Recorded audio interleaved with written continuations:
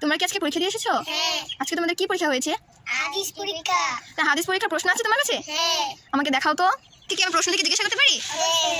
আচ্ছা, তো বলো তো তায়াম্মুমের কয় ফরজ কি কি? তিন ফরজ। কি কি? সুন্নত করা, সময় সমূহ একবার মাসে করা, দুনিয়াতে খনিজ একবার মাসে করা। এবার নাদিম বলো তুমি একা।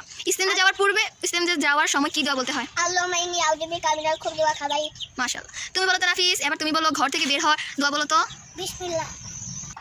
আচ্ছা নাফিস, এবার তুমি বলো তো হাঁচি দিলে কোন দোয়া পড়তে হয়? আলহামদুলিল্লাহ। এবার নাদিম বলো হাঁচির উত্তরে কোন দোয়া পড়তে হয়? ইয়া মুকাল্লাহ। মাশাআল্লাহ। নাদিম তুমি এবার বলো তো আসমান হোসেন প্রথম পাঁচটি নাম। আজমা আলয় মুআমালিকা কুতুতু। মাশাআল্লাহ। এবার বলো তো সর্বোত্তম কে? ওই ব্যক্তি যিনি কলমাদের শিক্ষা করেন এবং শিক্ষা দেন।